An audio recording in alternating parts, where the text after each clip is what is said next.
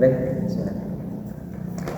Assalamualaikum warahmatullahi wabarakatuh. Waalaikumsalam warahmatullahi wabarakatuh. Alhamdulillah, nahmaduhu wa nasta'inuhu wa nastaghfiruh wa na'udzu billahi min shururi anfusina wa sayyiati a'malina. Man yahdihillahu fala mudilla lahu wa man yudlil fala hadiya lahu. Asyhadu an la ilaha illallah wa asyhadu anna Muhammadan 'abduhu wa rasuluh. Allahumma shalli 'ala Muhammad wa 'ala ali Muhammad. Rabbi shrah li sadri wa yassir li amri wa hlul 'uqdatam min lisani yafqahu qawli. Alhamdulillahirabbil alamin. Pemirsa dimanapun Anda berada, alhamdulillah kembali kita berjumpa di pertemuan kedua dengan tema yang sama, masih tentang Al-Quran. Insyaallah di kesempatan kali ini kita akan melanjutkan pembahasan kita yang sempat kemarin kita sampaikan. Insyaallah masih bersama Ustaz Ahmad Muslim, baik untuk lebih jelasnya, lebih ringkasnya kita mendengarkan sama-sama lanjutan dari seri kuliah Ramadan di Pondok Pesantren Mahasiswa dengan tema menghidupkan Ramadan dengan Al-Quran. Kepada Ustaz Amin, silakan.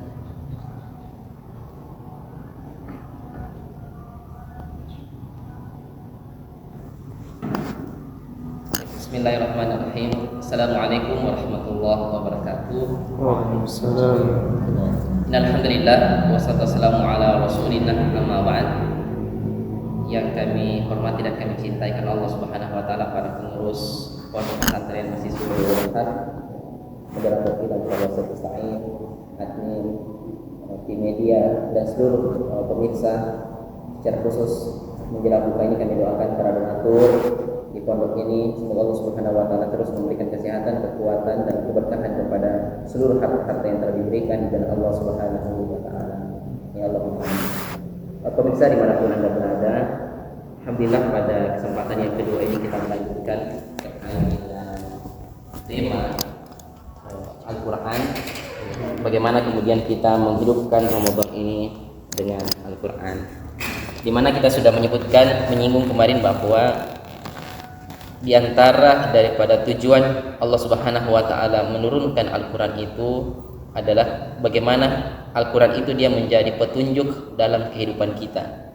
Dia menjadi penjelas dan pembeda bagi orang-orang beriman dalam melakukan segala aktivitas dalam kehidupannya. Dia harus tampil berbeda dengan orang lain.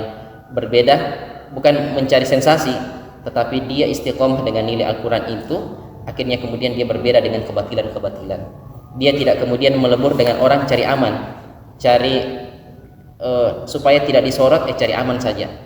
Ya, sekarang kalau sebagian orang kemudian disorot ketika menggunakan pakaian muslimah, ya, dengan celana cingkrangnya disebut teroris, kemudian supaya tidak dilabeli itu, tidak usah pelihara jenggot, tidak usah pakai celana cingkrang dan seterusnya. Maka kemudian kita mengajak kepada seluruh pemirsa dimanapun Anda berada untuk kemudian menjadikan Al-Quran dalam kehidupan kita ini, bukan hanya di Ramadan, tapi kemudian kita keluar dari Ramadan. Ustaz Musta'in, mudah-mudahan Allah menguatkan kita semuanya. Kemudian bagaimana Al-Quran itu hadir dalam kehidupan kita. Nah, karena ini adalah momentum Ramadan, tentu yang menjadi pembahasan adalah bagaimana Ramadan ini, karena kita hari ini kita berada di bulan Ramadan. Nah, kemarin juga kita sudah menyinggung bahwa para ulama, para salaf kita, orang-orang terbaik dahulu ini, mereka meliburkan kajian-kajian mereka. Imam Malik rahimahullah meliburkan majelis-majelis ta'limnya yang kemudian memfokuskan pada khalaq Al-Quran, pada tadarus Al-Quran. Nah, kenapa kemudian pemirsa yang dirahmati Allah Subhanahu wa taala, Al-Quran ini menjadi harus fokus utama kita? Ya, kita sudah sebutkan kemarin bahwa Ramadan ini adalah bulan diturunkan Al-Quran. Kemudian yang kedua adalah Al-Quran ini adalah begitu banyak kebaikan-kebaikan yang Allah Subhanahu berikan kepadanya. Di mana tidak, kata Nabi sallallahu alaihi wasallam, bagi mereka yang membaca Al-Quran, dia akan mendapatkan 10 kebaikan dari setiap huruf yang dia baca. Dan Nabi sallallahu alaihi wasallam mempertegas bahwa satu huruf adalah 10 kebaikan, bukan satu bukan satu ayat, ya bukan satu kata, apalagi satu ayat, tapi satu huruf bernilai 10 kebaikan. Begitu tegasnya dalam hadis, tidaklah alif lam mim itu satu huruf, tetapi alif satu huruf, kemudian lam satu huruf, dan mim satu huruf. Di situ ada 3 huruf, padahal satu ayat. Ini ayat yang pendek, ya. Makanya kalau kita sholat sunnah ini, anak pribadi biasanya kalau waktu yang mepet, ya baca aja alif lam mim baru ruku. Ya, ini sudah 3 huruf. Bagaimana kemudian kalau kita baca dilanjut dengan ayat setelahnya? Apalagi kemudian kalau kita nikmati dengan lembaran-lembaran yang kita baca dan seterusnya. Begitu banyak kebaikan-kebaikan yang ada di sana. Kemudian para ikhwas sekalian Allah Subhanahu wa taala, bagaimana kemudian Ramadan ini kita hidupkan dengan Al-Qur'an? Ada 5 langkah ya yang disebutkan, yang juga merupakan menjadi hak ya yang harus kita tunaikan terhadap Al-Qur'an. Yang pertama adalah bagaimana kemudian Ramadan ini kita hidupkan dengan membaca Al-Qur'an. Kita baca Al-Qur'an ya. Paling minimal, apalagi kita teman-teman yang berkecimpung dengan dunia aktivis dakwah, kayaknya paling minimal lah 1 hari itu 1 juz ya, 1 hari 1 juz. Dengan niat apa? Mudah-mudahan nanti sebelum terbit matahari di bulan Syawal kita sudah mengkhatamkan Al-Quran paling minimal 1 kali ya.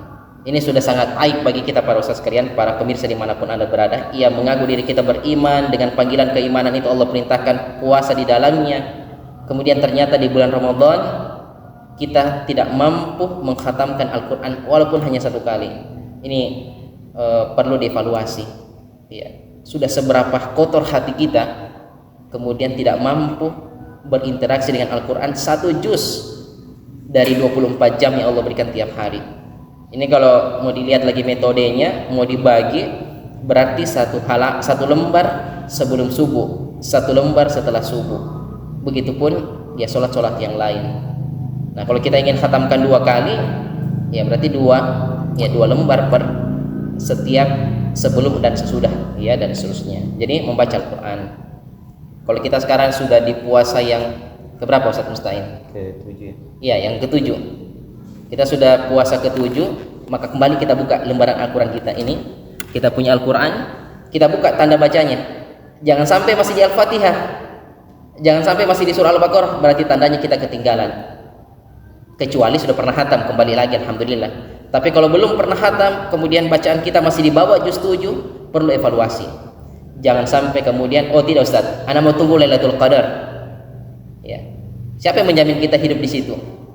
Siapa yang kemudian menjamin kita tidak disibukkan dengan urusan bikin kue, cat rumah, kesibukan-kesibukan yang lain dengan dalil menyambut hari kemenangan Idul Fitri, tapi kemudian kita terlalaikan dengan kemenangan yang sejati, yaitu dekat dengan Al-Quran. Jadi ayo kita manfaatkan waktu kita, mengajak kepada pribadi dan jemaah sekalian, pemirsa dimanapun anda berada, ayo kita kembali sempatkan diri di sela-sela waktu yang ada untuk membuka Al-Quran, kita baca Al-Quran. Yang kedua adalah bagaimana kemudian kita hidupkan Ramadan ini adalah bagaimana upaya untuk menghafal ya, menghafal Al-Quran. Makanya itu ada sebagian yang program itu 10 hari selesai juz 30, ada yang 10 hari target juz 29 ya, dan seterusnya. Jadi ada upaya untuk menghafal Al-Quran pelan-pelan. Makanya kemudian alhamdulillah dengan adanya majelis kajian setiap malam Kamis di pondok kita ini ya, kemudian ada halaqah-halaqah yang lain, ini adalah sarana yang sangat membantu kita untuk menghafal Al-Quran. Setiap pekan hadir dalam kajian-kajian bersama dengan murabi kita, dengan ustadz kita, setor 1 ayat, 2 ayat, ini jauh lebih baik daripada tidak sama sekali ya. Ustadz ana lupa, Ustadz sibuk dengan agenda kampus, agenda dunia dan seterusnya, maka kemudian kita bertobat kepada Allah, kita upayakan ya di pertemuan selanjutnya ada yang kita hafal, ada yang kita store. Kemudian yang ketiga para ikhwan Allah Subhanahu wa taala adalah bagaimana kemudian kita memahami, mentadabburi daripada Al-Qur'an yang sudah kita baca dan sudah kita hafal. Jadi bukan hanya sekedar dibaca, tetapi kemudian ada pemahaman di situ. Apa sih keinginan daripada ayat itu? Apa sih yang Allah inginkan dari untayan-untayan ayat yang ada di situ? Setelah kemudian kita pahami, kita tadabburi isinya, maka masuk pada langkah yang keempat adalah bagaimana kemudian Allah mudahkan kita minta kepada Allah untuk bisa mengamalkan. Ini penting Ustaz. Mengamalkan daripada ayat-ayat Al-Quran ini tidak kalah penting para pemirsa dimanapun Anda berada. Kenapa?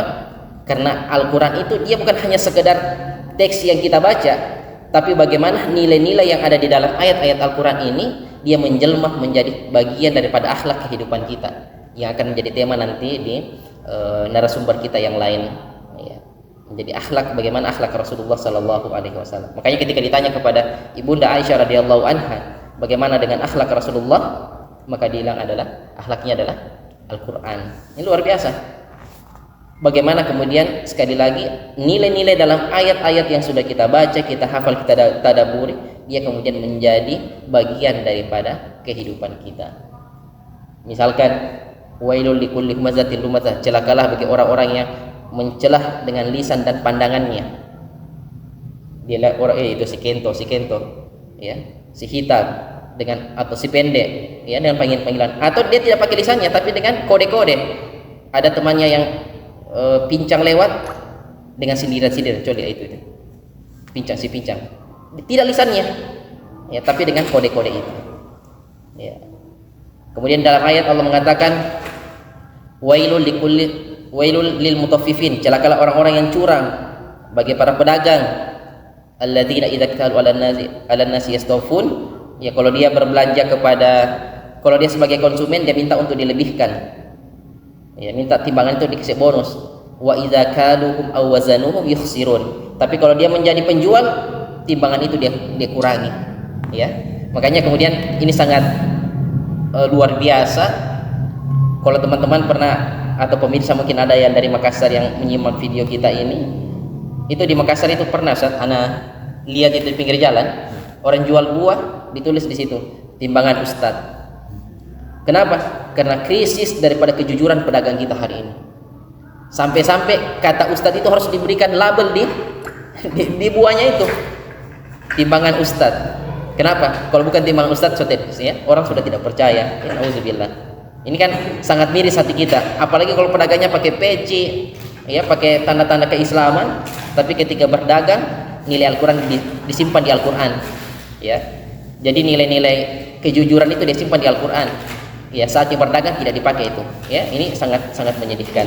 Maka kita berharap para ustadz, para ikhwah dan pemirsa dimanapun Anda berada, kemudian bagaimana nilai Al-Quran itu bisa kita amalkan, bukan hanya di Ramadan, walaupun tema adalah Ramadan, tapi bagaimana kita keluar dari Ramadan nantinya, kemudian nilai Al-Quran itu masih terus menjadi bagian daripada amalan-amalan kita.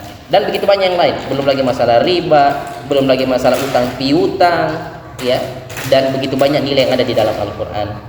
Dan yang paling terakhir, pemirsa dimanapun Anda berada, adalah bagaimana kemudian kita isi Ramadan ini dengan mendakwakan Al-Quran.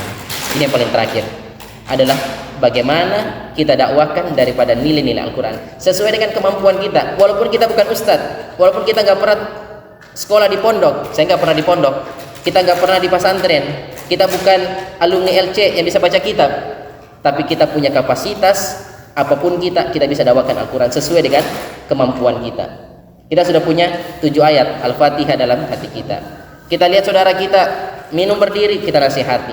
Kita lihat saudara kita minum pakai tangan kiri, kita nasihati. Ya, ini semua adalah bagian daripada hak Al-Quran yang mesti kita tunaikan. Yang kelima adalah mendakwakan, mengajarkan, mengajak manusia pada kebaikan-kebaikan. Mereka tolak, kita dakwakan lagi, kita dapat pahala dan hidayah itu di tangan Allah Subhanahu wa taala. Mereka terima atau tidak bukan urusan kita. Yang jelas dakwah, jangan pernah bosan untuk berdakwah. Dakwah kita dapat kebaikan. Mereka terima atau tidak biarkan menjadi urusan Allah Subhanahu wa taala.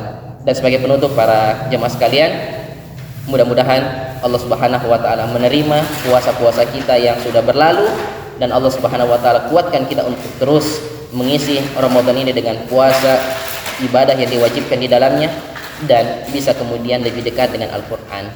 Mungkin demikian Ustadz Musta'in yang dapat kami sampaikan. Kami kembalikan kepada Al-Ustadz Musta'in hafizahullah ta'ala. Barakallahu fikum. Baik, alhamdulillah rabbil alamin. Jazakallah khairan kepada Ustaz Ahmad. Insyaallah telah bersama-sama meluangkan waktunya untuk berbagi kepada teman-teman di pondok dan juga kepada pemirsa sekalian. Mungkin semoga ya teman-teman sekalian dari penjelasan Ustaz Ahmad dari pertemuan di awal di hari Sabtu sampai dengan hari ini, semoga bisa memberikan pencerahan, manfaat, dan insya Allah dari apa yang disampaikan itu bisa coba kita amalkan seperti itu, agar menjadi manfaat untuk diri kita. Mungkin hanya itu yang bisa kami sampaikan. Insya Allah kita akan bertemu di hari Rabu lagi dengan tema yang berbeda di kegiatan yang sama, yakni kuliah Ramadan. Mungkin hanya itu, kita akhiri sama-sama dengan membaca doa kafaratul majlis. Subhanakallahumma wa bihamdika asyhadu an la ilaha illa anta astaghfiruka wa atubu ilaik. Wassalamualaikum warahmatullahi wabarakatuh. Waalaikumsalam.